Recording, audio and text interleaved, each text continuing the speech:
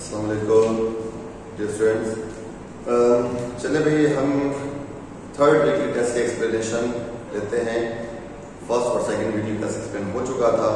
अपने अपने बुकलेट अपने सामने रखें ताकि क्वेश्चन आप रीड करते रहें। आपको पता हो कि हम जो एक्सप्लेनेशन दे रहे हैं वो किस क्वेश्चन की दे रहे हैं, इस क्वेश्चन में क्या कहा गया है। ठीक है, आइए question number 22। According to booklet, जो सीक्वेंस बुकलेट में फॉलो है इसके अकॉर्डिंग। ठीक है, तो क्वेश्चन नंबर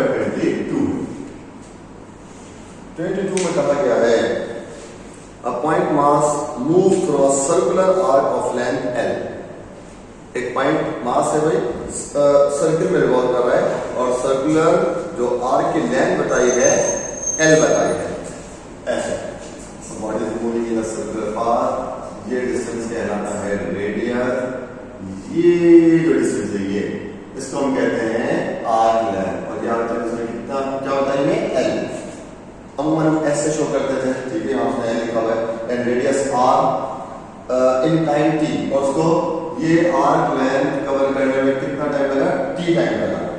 तो what is the angular velocity about the centre of the circle. Angular velocity पूछी है आपको, याद होगा एंगुलर वेलोसिटी इक्वल होती है थीटा अपॉन t। टाइम तो बस t ही कहां है, सही है, ठीक है। थीटा देखते हैं, आपको याद एक इक्वेशन हमने पढ़ी थी s is equal to r theta, या theta is the ratio of arc length and radius. अच्छा यहाँ आर्क लेंथ L है, ठीक है, हम L अपॉन R कर देते हैं, तो थीटा की जगह L अपॉन R पुट कर दें, L अपॉन R, और नीचे t तो ऑलरेडी है, ये बन गया L upon RT। Correct option is A।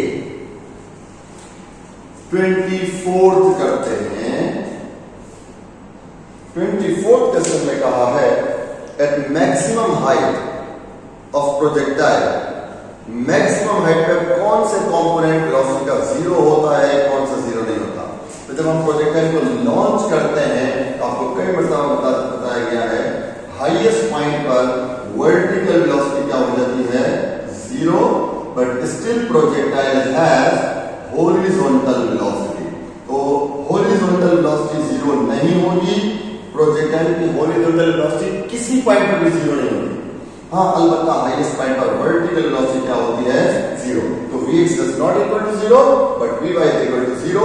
Correct option is A. चलो जी 26 न्यूमेरिकल 26 क्वेश्चन पे चलते हैं। 26 पे क्या कहा है, two balls A and B released simultaneously in such a way that one ball dropped freely, एक बॉल को freely drop किया, drop from a certain height, while the other ball be projected horizontally, which ball hit the ground first। भाई ये ground है,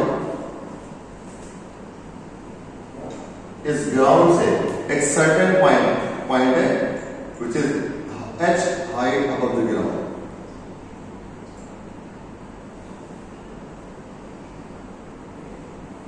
ठीक है, ये height है।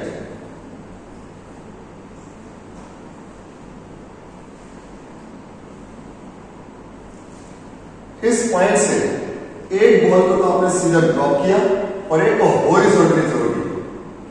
One ball is drop, one ball is drop vertically like that, okay, while other ball is throne horizontally. ये भी ground पर आएगी, ये वाली बॉल भी ग्राउंड पर आएगी। अच्छा, जो बॉल वर्टिकली ड्रॉप कर रहे हो वो उसकी मोशन रेक्टिलिनियर वन पाथ पर होगी, रेक्टिलिनियर होगी, वन डायमेंशन होगी, लेकिन जो हॉरिजॉन्टली थ्रो किए it will follow a parabolic path, वो पैराबोलिक पाथ फॉलो करेगी। तो बताएं कौन सी बॉल पहले हिट करेगी। तो भाई देखें, जिस बॉल को मैं ड्रॉप कर रहा हूं उसकी इनिशियल वेलोसिटी क्या है, जीरो। जिसको हॉरिजॉन्टली थ्रो कर रहा हूं, हॉरिजॉन्टली, इसकी भी वर्टिकल वेलोसिटी क्या है, vertical velocity, that is zero. अच्छा, अगर मैं इस बॉल के लिए इक्वेशन यूज करना चाहूं टाइम के लिए, तो मैं करूंगा h is equal to VIP plus 1 upon 2 GT square. Okay, Vi तो जीरो है, ड्रॉप कर रहा हूं, तो h इज इक्वल टू 1/2 ये अच्छा, अब टाइम का फाइंड करना है तो 2 को इनटू में ले आओ, 2h/g is equal to t² और फिर रूट ले लो। ये है उस बॉडी जिसको आपने ड्रॉप किया है। अच्छा, जिसको हॉरिजॉन्टली थ्रो किया है वो प्रोजेक्टाइल मोशन को फॉलो कर रही है। इसके लिए मैं इक्वेशन यूज करता हूं, y = v0 sin theta t minus gt²। अच्छा, अब सॉरी 1/2 लिख दीजिए। अच्छा, क्योंकि इसको हॉरिजॉन्टली थ्रो किया है तो थीटा = 0, ये पूरी टर्म 0 हो जाएगी। y इज द हाइट, तो भला आप इसको हाइट लिख सकते हो, -1/2 gt²। तो जाहिर सी बात है यहां हाइट भी माइनस में लोगे, वो माइनस से माइनस कैंसिल होगा, फिर छोड़ दो। 2 को इनटू में लाओ, g को डिनोमिनेटर में लाओ, ये t²। ये टाइम उस बॉडी का आएगा जिसको हॉरिजॉन्टली थ्रो किया है। अब देख लें दोनों के टाइम की एक्सप्रेशन सेम आ रही है कि नहीं आ रही। इसका मतलब ये हुआ कि दोनों का टाइम नीचे पहुंचने का सेम होगा। That means both at the same time, दोनों हिट करेंगे ग्राउंड को सेम टाइम पे। Correct option is C. आ जाए, चलते हैं 27 क्वेश्चन। 27 में क्या कहा है? आसान है। Select the pair of angles for which projectile attends the same range. किस पेयर ऑफ एंगल पर रेंज सेम होगी? आपको पढ़ाया था जिन पेयर ऑफ एंगल्स का सम 90 डिग्री होता है, जिन पेयर ऑफ एंगल्स का सम 90 डिग्री होता है उनका रेंज सेम होती है। अब 90 सम किसमें है? 90 सम है बी में, क्योंकि बी में ऑप्शन दिया हुआ है π/3 और π/60 का। भाई मैं आपको कई मरतबा बता चुका हूं, डिग्री से रेडियन में चेंज करना। π/3 का मतलब होता है 60 डिग्री और π/6 का मतलब होता है 30 डिग्री। इन दोनों को सम करके देख लो, 90 बन रहा है, तो इन दोनों पर रेंज सेम होगी। π/3 60 कैसे बना? आपको याद होगा पाई रेडियन किसके इक्वल होता है? 180। आपको π/3 चाहिए ना, दोनों तरफ 3 से डिवाइड कर दो भाई। π/3 डिवाइड करो, या पाई इक्वल है 180 के, तो दोनों तरफ π/6 आएगी ना, दोनों तरफ 6 से डिवाइड कर दो। π/6 इज इक्वल टू 30। ठीक है, तो इस पेयर ऑफ एंगल का सम 90 बनेगा, बाकी किसी भी पेयर ऑफ एंगल का सम 90 नहीं बन सकता। 28th question. 28 में कहा है equation which shows the trajectory की इक्वेशन इसमें लिखी है lambda is equal to ax -1/2 bx²। ये एक्सप्रेशन लिख रहे थे। अच्छा, ट्रेजेक्टरी और इक्वेशन की जो एक्चुअल हमने एक्चुअल से मुराद कहते हैं कि वो क्या करना चाहिए, जो उसकी स्टैंडर्ड इक्वेशन जनरल इक्वेशन है वो हमने क्या लिखी थी? y is equal to tan theta x minus 1/2 g upon v0 square cos square theta और ये x square। ठीक है, अब वो कह रहा है कि इसमें a बताओ। here a is equal to a किसके इक्वल है? भाई कंपेयर करो, लैम्डा y से कंपेयर हो रहा है, यानी कि यहां लैम्डा डिस्टेंस है वर्टिकल, ये x से कंपेयर हो रहा है, 1/2 से कंपेयर हो रहा है, b इस पूरी टर्म से कंपेयर हो रहा है, x स्क्वायर है, तो बताओ a किसके इक्वल हुआ? tan थीटा के, तो यहां a इक्वल होगा tan theta.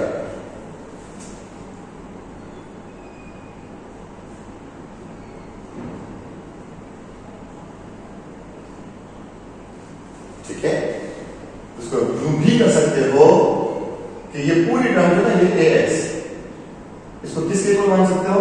tan x, tan theta x। इसी तरह लैम्डा को किसके इक्वल मान सकते हो? y के, और -1/2 बेस स्क्वायर को किसके इक्वल मान सकते हो? -1/2 g upon v0 square cos square theta x square. तो और ये x कैंसिल, तो a is equal to tan theta. आइए नेक्स्ट क्वेश्चन करें 33।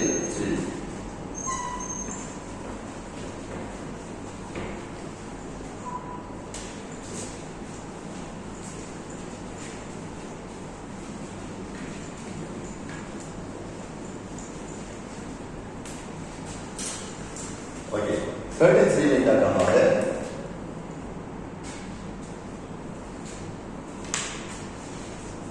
33 में कहा है कि भाई range of the projectile at an angle theta is x meter कि कोई एंगल है थीटा, उस पर मैं प्रोजेक्टाइल को लॉन्च किया तो उसको जो रेंज मिली वो x मीटर मिली, क्योंकि रेंज डिस्टेंस होता है ना, उसको मीटर में एक्सप्रेस करते हैं। What will be the range at an angle 90 minus theta? तो अगर 90 माइनस थीटा पे इसको थ्रो किया जाए, ये एंगल 90 है, सॉरी थीटा है, थीटा पर उसकी रेंज कितनी है? x meter. तो 90 माइनस थीटा पर उसकी रेंज कितनी होगी? What will be the range at 90 minus theta? तो भाई बात ये है कि अभी मैंने आपको पढ़ाया था कि theta plus theta 1 plus theta 2 is equal to 90 degree, बताया था। जिन पेयर ऑफ एंगल का सम 90 होगा उन पर रेंज से मिले। तो भाई अगर पहला एंगल थीटा है, ओके, दूसरा एंगल हम सब मालूम करना है ना, थीटा को वहां शिफ्ट करें, theta 2 is equal to 90 minus theta, ये कंडीशन बोल रहा है ना। तो डेफिनेटली जिन पेयर ऑफ एंगल का सम 90 के इक्वल होता है, जैसे कि अगर ये एंगल 30 डिग्री है तो दूसरा एंगल वो 90 माइनस थीटा, यानी 90 माइनस 30 बोल रहा है, 90 माइनस 30 60, तो 60 और 30 पर तो सेम। अगर ये एंगल 40 डिग्री है तो 90 माइनस 40 50, 50 प्लस 40 90, तो इसका मतलब अगर थीटा पे x है तो 90 माइनस थीटा पे भी x होगी, यानी कि r जो होगा वो किसके इक्वल होगा? x के इक्वल होगा। Option A is correct.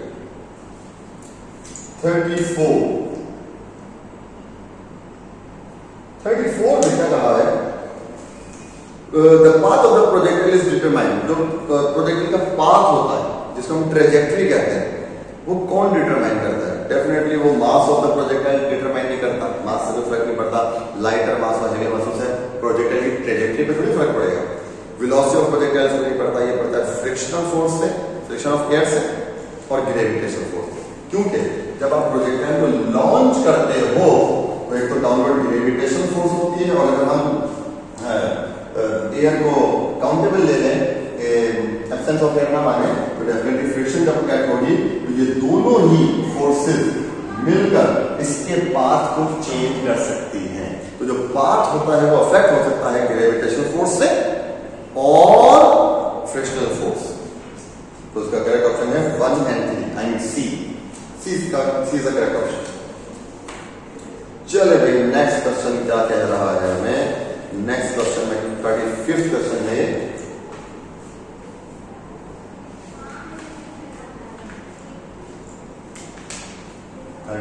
में कहा है के पढ़ लो जरा 35th क्वेश्चन, पढ़ लो जब तक मैं कुछ बोर्ड पे ड्राइंग कर दूं।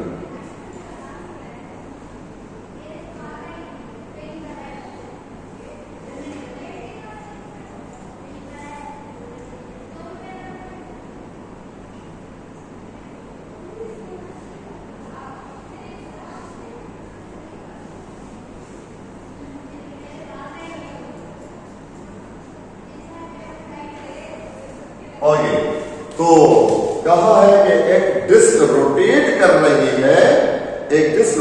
रही है, और वो रोटेट करती है from P point two Q point. अब देखो, अगर P से रोटेट करके वो वापस P पर आ जाती है तो कितना एंगल बनता? 2 पाई 360 डिग्री। लेकिन वो P से P तक नहीं आई, P से Q तक आई। ओके, अब बताओ कितना एंगल बना, जबकि वो आगे क्या बता रहा है कि OP equals the length PQ। ये OP की जो लेंथ है वो PQ के इक्वल है। ये चीज OP, ये लेंथ हो गई OP, और ये किसके इक्वल बता रहा है? PQ के। लिखो ऐसा बढ़िया, OP length is equal to PQ। अच्छा, अब अगली बात आप देखिएगा, OP is equal to PQ। मेरे बच्चों, O से लेकर P तक की जो लेंथ है उसको हम रेडियस कहते हैं। तो भाई O से लेकर Q तक जो है वो भी तो रेडियस है। तो जितनी लेंथ OQ होगी उतनी ही लेंथ OP भी होगी, यानी कि OQ भी इनके इक्वल है। मतलब ये हुआ कि तीनों साइड्स इसकी इक्वल है, ट्रायंगल बन गया। ये ट्राइंगल बन रहा है, ऐसा ट्राइंगल जिसकी ओपी लेंथ, ओक्यू लेंथ और पीक्यू लेंथ इक्वल है, तीनों साइड्स इक्वल है, तो ऐसे ट्राइंगल को इक्विलैटरल ट्राइंगल कहते हैं। और इक्विलैटरल ट्राइंगल में ऑल एंगल्स कितने डिग्री के होते हैं? 60 60 60 60, तीनों एंगल्स, क्योंकि ट्राइंगल के तीनों एंगल का सम 180 बनना चाहिए, तो 60 प्लस 60 प्लस 60 180। अच्छा, अब बॉडी से कहा था P से कहां तक गई? Q तक, तो उसने पूछा कि भाई बताओ what is the angular displacement. Angular displacement मतलब एंगल, कितना एंगल शिफ्ट किया। मैं फिर कह रहा हूं कि अगर वो P से P पर आ जाता तो एंगल बनता 2 पाई, लेकिन वो P से कहां तक आया? Q तक, मतलब ये वाला एंगल उसने कवर नहीं किया। ये जो डिस्टेंस है P से लेकर Q तक, ये वाला, ये कितने एंगल पर आ रहा है? 60 डिग्री पर। तो टोटल एंगल कितना होता अगर P से वो P पर चला जाता? 2 पाई, लेकिन पूरा P पर नहीं गया ना, Q तक रुक गया ना, तो ये वाला जो एंगल है 60 डिग्री, 60 डिग्री का मतलब होता है रेडियन में π/3। मैंने आपको वीकली टेस्ट 2 की एक्सप्लेनेशन में बताया था, और वैसे भी मैंने क्लास में बताया हुआ है कि डिग्री से रेडियन में कैसे कन्वर्ट करते हैं। तो 60 डिग्री इज इक्वल टू π/3, 2 पाई में से π/3 को माइनस करते हैं, इसके नीचे कुछ नहीं है तो 1 लेंगे, 3 LCM, 6 pi minus pi is equal to 5 π/3। Correct option is B. आइए भाई 36 क्वेश्चन देखिए। 36 में कहा है correct expression for the maximum height. भाई मैक्सिमम हाइट की एक्सप्रेशन मैंने आपको पढ़ाई है v0 square sine square theta upon 2g, ये पढ़ाई है ना, ये तो याद होगा। ट्रिग्नोमेट्री में इक्वेशन यूज करते हैं, गालिबन शायद मैट्रिक क्लास में भी है, sine square theta plus cos square theta is equal to 1। Do not forget, अगर नहीं है तो याद करिएगा, sine square theta plus cos square theta is equal to 1। Sine square cos square का सूत्र निकल गया, sine square theta is equal to 1 minus cos square theta. तो साइन स्क्वायर की जगह लिख देता हूं, तो क्या बनेगा? h is equal to v0 square और इसकी जगह 1 माइनस कोस स्क्वायर थीटा और ये अपॉन 2g। तो करेक्ट ऑप्शन इज बी, 36 का बी। आ जाओ 38 क्वेश्चन पर।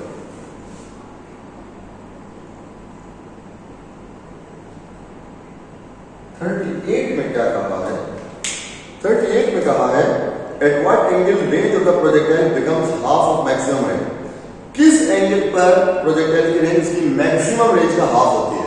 तो मैंने क्लास में शायद कराया था मैंने क्वेश्चन। भाई रेंज का फॉर्मूला है v0 स्क्वायर sin 2 थीटा अपॉन g। जिस वक्त हमने क्लास में क्वेश्चन किया था कि भाई किस एंगल पर रेंज मैक्सिमम होती है, मैक्सिमम, तो हमने sin 2 थीटा को किसके इक्वल माना? 1 के, क्योंकि साइन की मैक्सिमम वैल्यू 1 होती है। हमने कहा था भाई अगर साइन की वैल्यू मैक्सिमम आएगी तो रेंज भी मैक्सिमम होगी, तो इसलिए साइन 2 थीटा को 1 के इक्वल माना था क्योंकि साइन की मैक्सिमम वैल्यू 1 है, तो एंगल 45 आया। अब उसने कहा किस एंगल पर रेंज मैक्सिमम रेंज का हाफ होगी, तो फिर आप साइन 2 थीटा को 1 के इक्वल नहीं 1/2 के इक्वल है, हाफ बोल रहा है ना। साइन को वहां ले जाएंगे, sine inverse 1/2, sine inverse 1/2 equal होता है 30 डिग्री। अब बच्चा बोलता है sir without calculator sine inverse 1/2 कैसे फाइंड करें? मैंने आपको टेबल्स याद करने के लिए दी थी कि भाई साइन 30 किसके इक्वल होता है, ये तो शायद आपने याद की हो। तो साइन 30 इक्वल होता है 1/2। कभी साइन इनवर्स लिखा हो ना तो उसको बस यूज हो जाता हो कि भाई फंक्शन कौन सा है? साइन। साइन ये वाली वैल्यू साइन 1/2 वैल्यू किस एंगल पर देता है? वो टेबल अगर आपके ध्यान में हो कि भाई यार साइन 1/2 जो वैल्यू देता था यहाँ 30 डिग्री पर देता था, तो बस आप इस पूरे की जगह 30 डिग्री कर दें, 30 डिग्री पुट कर दें, कैंसिल करें 15 डिग्री, तो रेंज आ गई, एंगल आ गया 15 डिग्री, जिस पर रेंज मैक्सिमम रेंज का हाफ होगी। लेकिन 15 डिग्री तो कहीं ऑप्शन नहीं है, तो कोई मसला नहीं है। 15 डिग्री का अल्टरनेट एक और एंगल जो होगा वो क्या होगा? 75, क्योंकि आपने कहा था जिन पेयर ऑफ एंगल का सम 90 डिग्री बनेगा उस पर रेंज सेम होगी। अगर 15 डिग्री पर रेंज आर आती है फॉर एग्जांपल, तो अगला एंगल जिस पर रेंज सेम आएगी, दैट विल बी 75, क्योंकि 75 plus 15 90। Correct option is a. 41 करते हैं, लेकिन पहले इसको बोर्ड को रख करते हैं।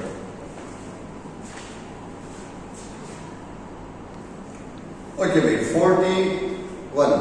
41 में कहा है कि ratio of range of projectile to the total time of flight. Range of projectile और टोटल टाइम ऑफ फ्लाइट का जो रेशो है, रेंज और टोटल टाइम ऑफ फ्लाइट का जो रेशो है वो किसके इक्वल है? ठीक है, तो भाई रेंज ऑफ प्रोजेक्टाइल को हमने लिखा था v0 square sine 2 theta upon जी।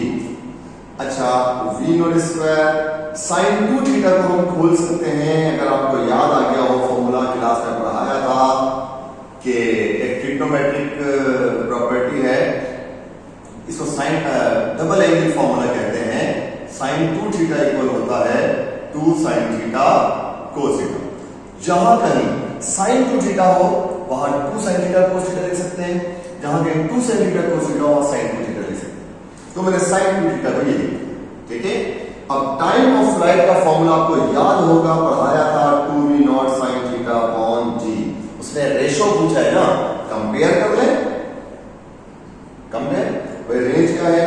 v0 square 2 sine theta cos theta upon G, और टाइम ऑफ फ्लाइट क्या है? मेरा 2v0 sine theta upon G. G से जी, v0 स्क्वायर से सॉरी, एक v0 से एक v0 कैंसिल, स्क्वायर कैंसिल नहीं होगा, एक v0 बच जाएगा, और 2 से 2 गया, साइन से साइन गया।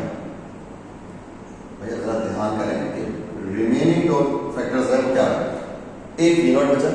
क्यों? क्योंकि ये v0 स्क्वायर था, ये v0 था, एक v0 बच गया। और ये साइन भी जा चुका है, जी भी जा चुका है, 2 भी जा चुका है, सिर्फ क्या बचा? Cos theta. अब आप मुझे बताएं v0 कोस थीटा क्या है? एक्स कंपोनेंट ऑफ वेलोसिटी है, हॉरिजॉन्टल कंपोनेंट ऑफ वेलोसिटी है, या वर्टिकल कंपोनेंट ऑफ वेलोसिटी है? बताएं आप, सोचें खुद। तो ये हो गया horizontal velocity, x component of velocity. तो करेक्ट ऑप्शन इज ए। आइए 42 पे चलें। 42 में बच्चों क्या कहा है? 42 में कहा है okay, that t is the time in which projectile attains height h। t वो टाइम है जिसमें प्रोजेक्टाइल h हाइट अटेन करता है, ठीक है।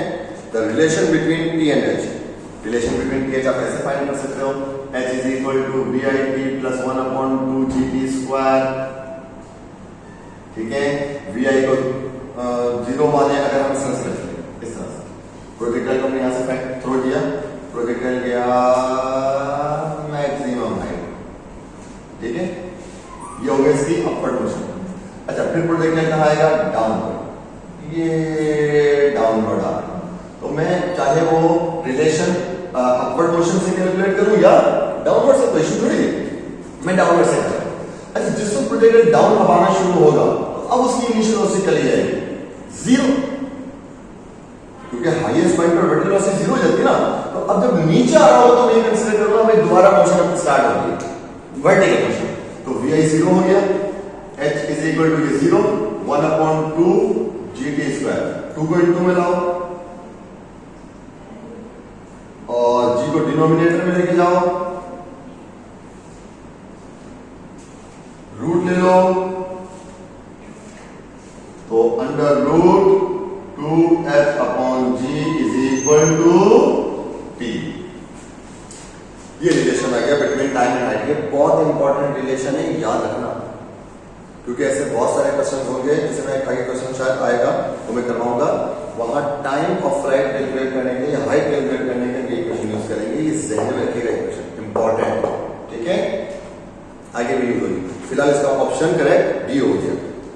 44 खुद देख लो भाई। 44 में यार क्या कहा है? 44 में कहा है उसने कि सेंट्रीपिटल फोर्स है और वगैरह वगैरह कुछ लिखा हुआ है, देखो जरा पढ़ो पहले आपको क्या कह रहा है। और उसमें कहा है फाइंड द वर्क डन। भाई सेंट्रीपिटल फोर्स कोई वर्क परफॉर्म नहीं करती, पढ़ाया था। सेंट्रीपिटल फोर्स पाथ के परपेंडिकुलर होती है, वर्क डन इज 0। तो करेक्ट ऑप्शन इज सी। चलिए 47 पर आ गए, मतलब इसका तो आंसर 0 हो गया।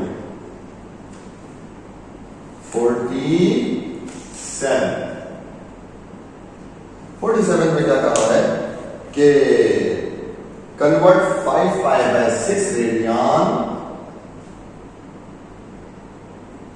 Into degree.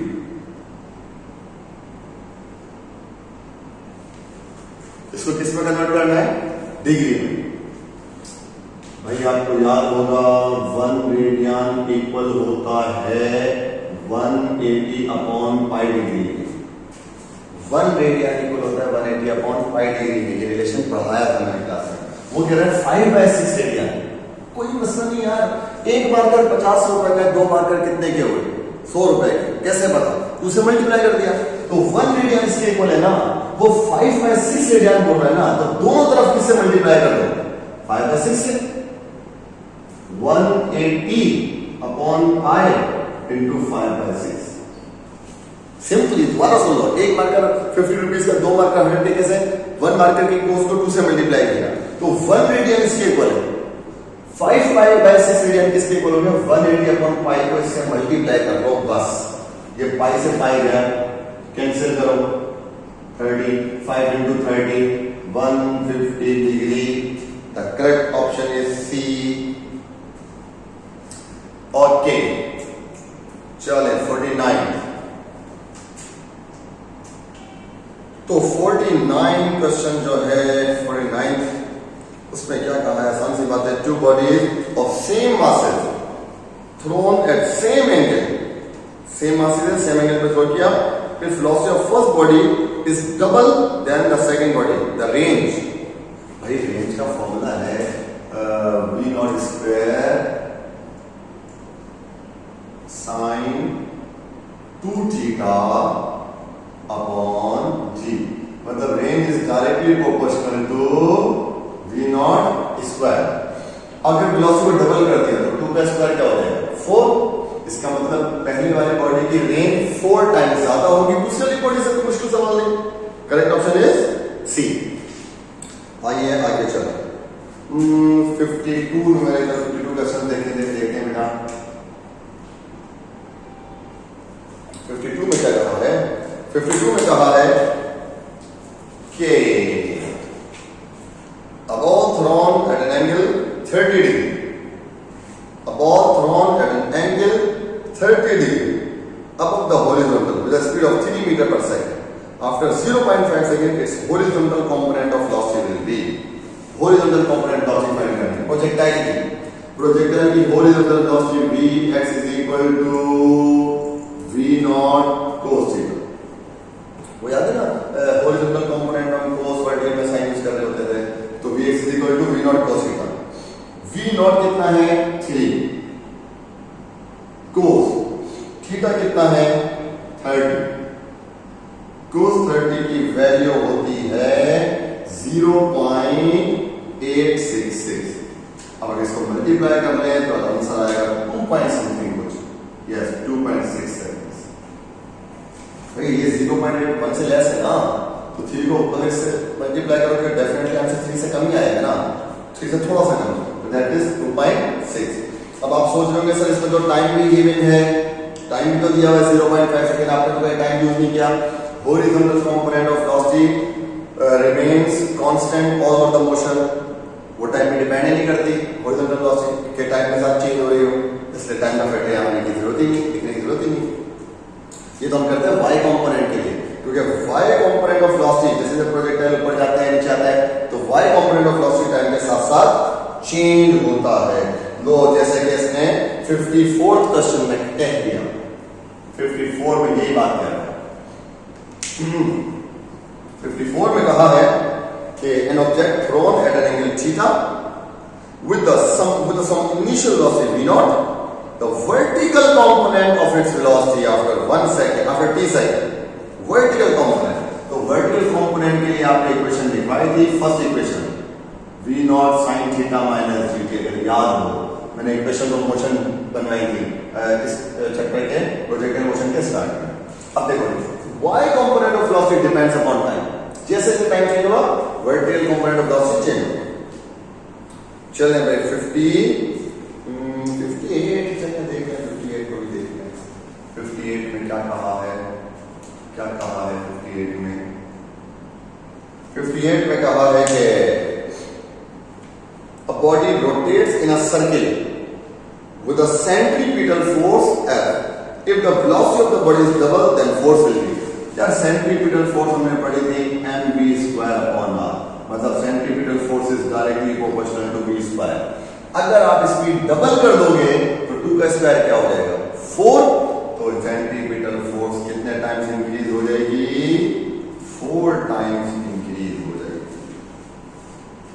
यानी कि ऑप्शन डी इज करेक्ट। ठीक है जी 60 देखें, 60 में क्या कहा है? 60 में कह रहा है a wheel is 1 meter in diameter. एक व्हील है, इसका डायामीटर 1 मीटर है।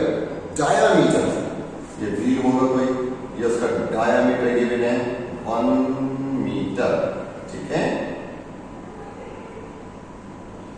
ये डी गिवन है डायामीटर, ओके। चले it makes 30 revolutions per minute. When it makes 30 revolutions per minute, ये एंगुलर वेलोसिटी गिवन है 30 rpm revolutions per minute बताया था, ओमेगा का यूनिट होता है। Then its linear speed on the point on its circumference, linear speed, इसको हम tangential velocity बोलते हैं, वो फाइंड करेंगे। अब अगर आपको याद हो तो भाई v is equal to r omega होता है, ठीक है। अच्छा ओमेगा है रेवोल्यूशंस पर मिनट में, ऐसा यूनिट्स का रेडियन पर सेकंड होता है, इसको चेंज करेंगे 30 रेवोल्यूशन, r मींस रेवोल्यूशन, एक रेवोल्यूशन कंप्लीट हो तो कितना एंगल बनता है 2 पाई, तो डिग्री में 360, रेडियन में 2 पाई, फिर ये p पर अपॉन मिनट, 1 मिनट में कितना सेकंड 60, तो बेटा कितने आ रहे हो एंगुलर वेलोसिटी पाई आ रहा है, बस पाई छोड़ दो, वैल्यू ना रखो 3.1 छोड़ देख लेते हैं। हाँ इक्वेशन में उसमें आंसर है पाई को रखा है, तो पाई की वैल्यू पुट करने की जरूरत नहीं है, बस ओमेगा पाई आ गया पाई। वी पूछ रहा है अच्छा डायामीटर कितना है 1 डायामीटर, भाई रेडियस जो होता है वो हाफ ऑफ डायामीटर होता है, तो ये आ जाएगा 1/2, radius is half of diameter, तो 1 डिवाइड बाय 2, डायामीटर 1 है ना, क्योंकि हमें यहाँ फॉर्मूले में r चाहिए। अब v इज इक्वल टू बच्चों r कितना है 1/2, ओमेगा कितना है पाई, मल्टीप्लाई कर दें pi by 2 meter per second, correct option is B. ठीक है 61 में क्या कहा है, 61 में कहा है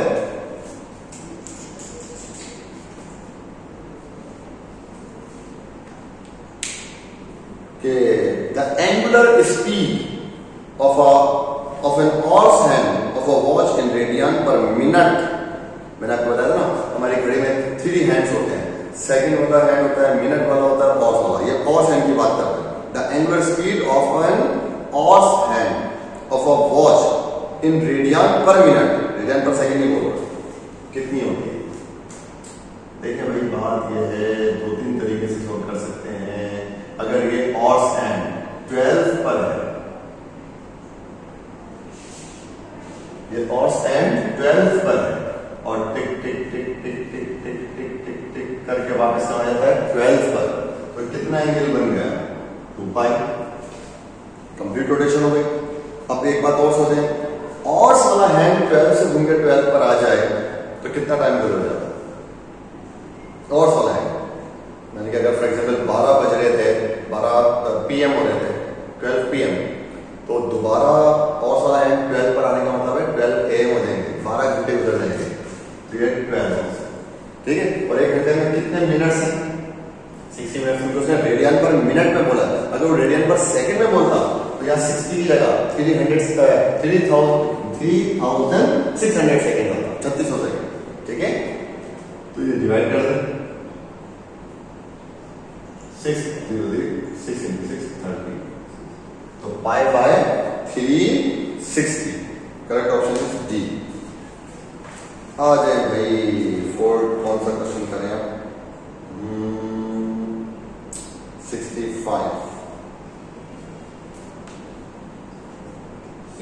65 में क्या है, पढ़ें जरा। जब भी मैं किसी क्वेश्चन का एक्सप्लेनेशन दूं तो पहले उस क्वेश्चन को की एक्सप्लेनेशन देखने से पहले उस क्वेश्चन को पढ़ना है। वीडियो पॉज करके उस क्वेश्चन को पढ़ना है पहले अच्छी तरीके से, क्वेश्चन में क्या कहा है, फिर एक्सप्लेनेशन देखिएगा, ठीक है। तो 65 में क्या कहा है, an object is projected with a velocity of 19.6 metre per second. An object is projected, launch किया किस स्पीड से, 19.6 से, max an angle of 60 degree, angle बता दिया 60 degree, with horizontal, how much is its velocity at highest point।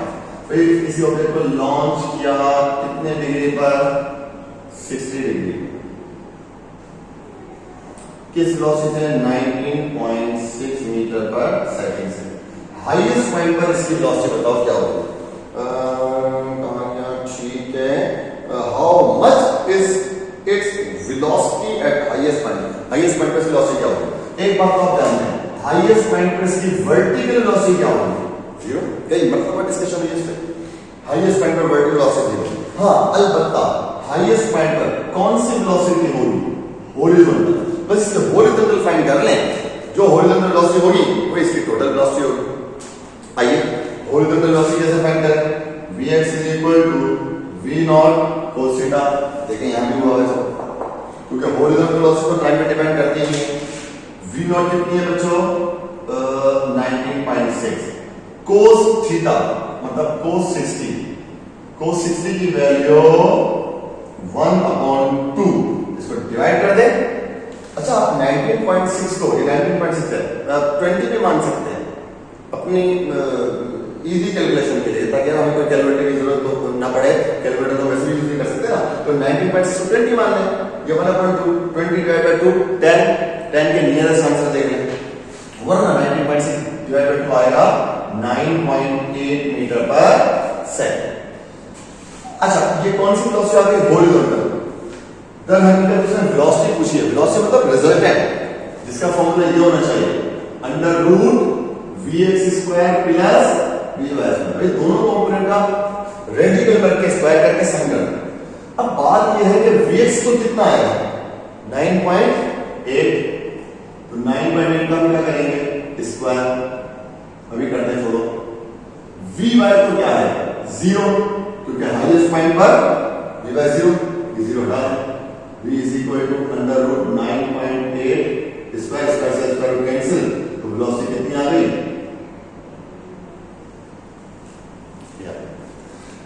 ये भी आपको करने की जरूरत नहीं है, ये मैंने आपसे फॉर्मूला बता दिया आपको, ठीक है, याद किया, ये करने की जरूरत नहीं है। आपको कहा ना हाईएस्ट पॉइंट पर वेलोसिटी बताओ, हाईएस्ट पॉइंट पर से ये नहीं कहा वर्टिकल वेलोसिटी बताओ, सिर्फ वेलोसिटी बोला है। वेलोसिटी मतलब उसमें दोनों कंपोनेंट होंगे, रिजल्टेंट बोल रहा है, तो हाईएस्ट पॉइंट पर वर्टिकल वेलोसिटी 0 होगी। तो भाई जो भी वेलोसिटी होगी वो सिर्फ हॉरिजॉन्टल होगी, तो हॉरिजॉन्टल कैलकुलेट कर लो और कहते हैं भाई ये वेलोसिटी होगी प्रोजेक्टाइल की, वो करने की जरूरत नहीं है, लेकिन आपको ऐसे ही प्रूफ किया जा सकता है। देखिए, चेक करें। Okay, now come to 66th question. 66.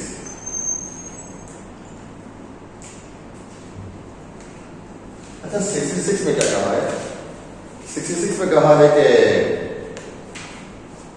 a shot is fired horizontally। एक न्यूमेरिकल एक चीज को पे कंसंट्रेट किया करें। A shot is fired horizontally with a velocity of 100 meter per second from the top of 122.5 meter high building will strike the ground at a distance of, एक building है, building के top से एक fire किया गया, shot is fired horizontally किया गया, horizontally देखो बिल्कुल ऐसे एक्सपेक्ट बनाना, किस स्पीड से किया गया, 100 मीटर पर सेकंड। बिल्डिंग की हाइट बताइए 122.5। अब ये फायर करने को ऐसे गिरेगा, प्रोजेक्टाइल मोशन, ओके। तो बताओ ये कितनी दूर जाकर गिरेगा,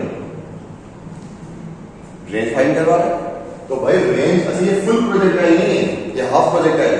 फुल प्रोजेक्टाइल होता तो रेंज का फॉर्मूला मैंने पढ़ाया है v0² sin 2 थीटा पॉइंट, लेकिन हाफ प्रोजेक्टाइल के लिए हम ये यूज नहीं कर सकते। हाफ की वैल्यू यूज करेंगे x is equal to v not cos theta t। Second equation of question लिखवाई थी भाई, v नॉट कितना है 100, थीटा कितना लूंगा 0, क्यों हॉरिजॉन्टली फाइंड किया। लेकिन मसला आगे कहां अटकेगा, टाइम में, टाइम गिवन नहीं। पहले आपको क्या फाइंड करना पड़ेगा, टाइम कैसे कैलकुलेट करेंगे। सुने, अब टाइम के लिए हम ये क्वेश्चन यूज करेंगे, जरा यहाँ साइड में है, t is equal to 2h under root 2h upon g। मैंने सवाल को शायद वीकली टेस्ट, हाँ इसी में क्वेश्चन नंबर 42, क्वेश्चन नंबर 42 में मैंने टाइम और हाइट का रिलेशन बनाया ना आपको, 42 वीडियो को बैक करके जरा देख लीजिएगा।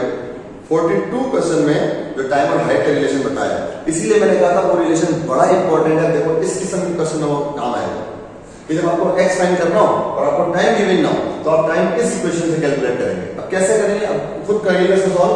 अंडर रूट 2 h की वैल्यू कितनी है 122.5। अच्छा भाई काम कीजिएगा, अगर h को 122.5 रखेंगे कैलकुलेशन में बड़ा मसला आएगा, कैलकुलेटर हमारे पास अलाउ नहीं, तो हम h को क्या रखेंगे 120 ताकि इजीली डिवाइड हो जाए। चलिए मैं करवा दूंगा, मैं खुद करवा देता हूं इसको करके छोड़ा।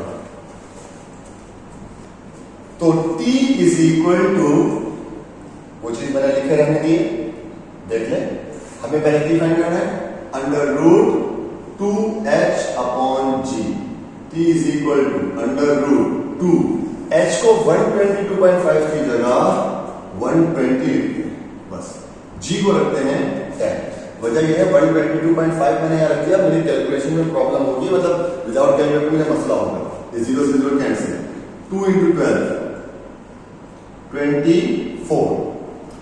अच्छा 25 होता तो 25 का रूट आता है 5, ये 24 है, लगभग इसका आंसर 4.9 4.8 समथिंग कुछ आया।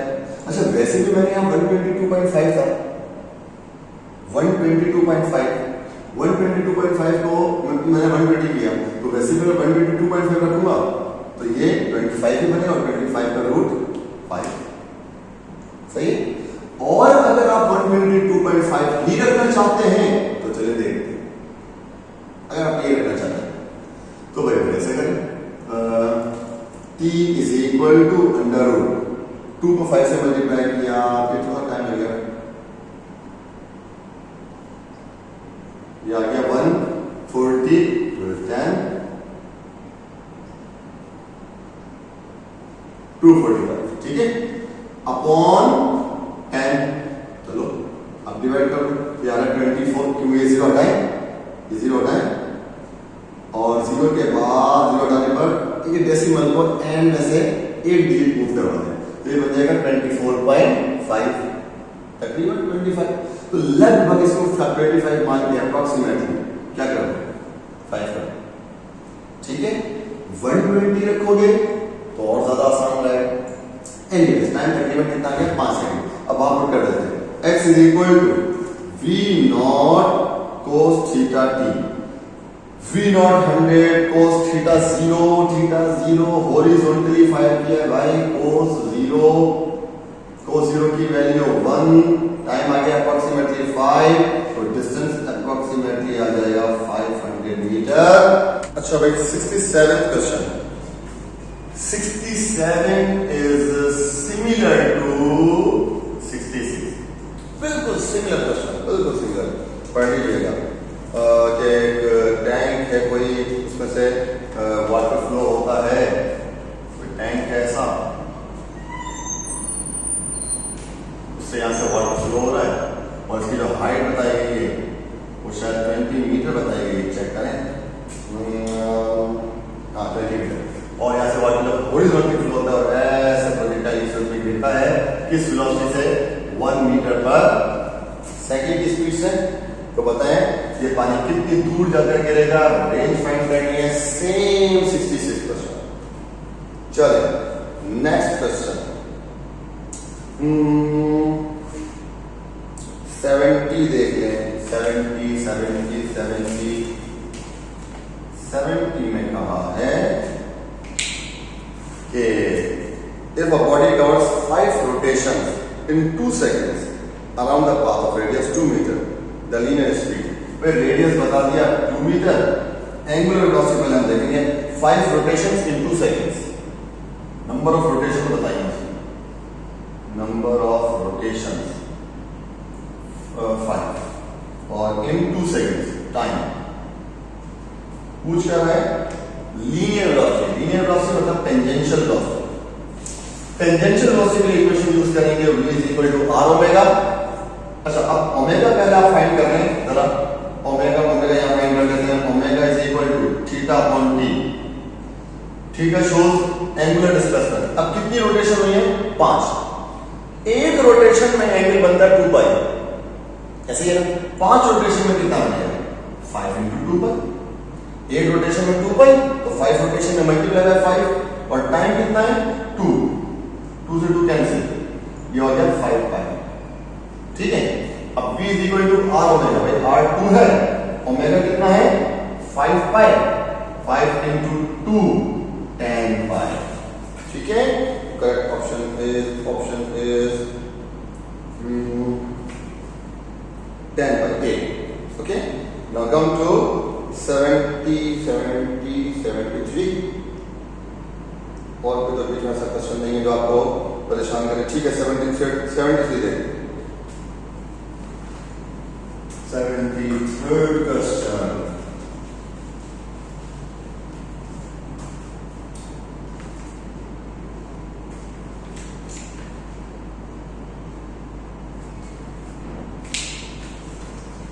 थर्ड में कहा है a body starts from rest traveling with constant acceleration of 10 meter per second square. If s1 is the distance traveled in first second and s2 is the distance traveled in second दूसरे second, what is the which of the following shows correct relation? दोबारा पढ़ेगा इस question को, video को pause करें। अच्छा, उसने कहा कि बॉडी स्टार्ट होती है रेस्ट से, इनिशियल वेलोसिटी 0, एक्सेलरेशन कांस्टेंट कह रहा है 10 मीटर पर सेकंड स्क्वायर। पहले सेकंड में जो डिस्टेंस कवर हुआ वो s1 है, दूसरे सेकंड में जो डिस्टेंस कवर हुआ वो s2 है। तो बताओ s1 और s2 के दरमियान रिलेशन क्या होगा? गालिबन सेकंड वीकली टेस्ट में, शायद सेकंड वीकली टेस्ट में मैंने क्वेश्चन एक्सप्लेन किया था कि अगर एक बॉडी स्टार्ट होती है रेस्ट से, ओके, और यूनिफॉर्म एक्सेलरेशन से मूव करती है, तो अगर पहले सेकंड में डिस्टेंस s कवर हुआ है तो दूसरे सेकंड में 3s होगा, तीसरे सेकंड में 5s होगा, फोर्थ सेकंड में 7s होगा, फिफ्थ सेकंड में 9s होगा। अगर याद नहीं है तो सारा सेकंड वीडियो को दोबारा देख लीजिएगा। वहां क्वेश्चन मैंने दोबारा मैं बता रहा हूं क्या एक्सप्लेन किया था। If body starts from rest and accelerates uniformly, तो अगर पहले सेकंड में डिस्टेंस s1 होता है तो दूसरे में 3s, तीसरे में 5s, फोर्थ में 7s एंड सो ऑन। जिसका मैंने रेशो बनाया था, एक क्वेश्चन था सर में रेशो का, इसका अपना आंसर आया था 1:3:5। तो सीधे इसमें अगर आपको ये बात याद रह रही है तो फिर भाई अगर पहले सेकंड में डिस्टेंस s1 कवर हो रहा है तो दूसरे सेकंड में जो डिस्टेंस कवर होगा वो s1 के मुकाबले में 3 टाइम्स ज्यादा होगा। तो सीधी बात s2 is equal to 3s1। सही, अगर सॉल्यूशन करनी है तो ठीक है, आओ देखो, s1 is equal to vi plus a upon 2n-1।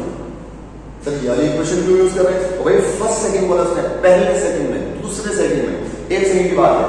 vi 0, a की वैल्यू बताइए 10 अपॉन 2 n की आप करेंगे 1,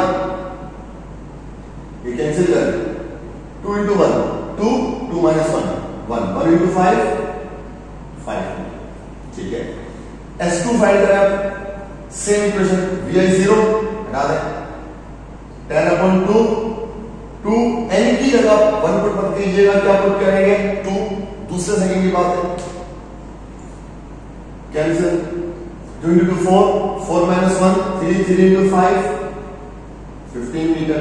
अब कंपेयर कर रहे हैं s2 upon s1 is equal s2 upon s1 मतलब 15 अपॉन 5, डिवाइड करें 3, s1 को इनटू में ले जाएं, s2 is equal to 3s1। ये आंसर है, करेक्ट ऑप्शन इज सी।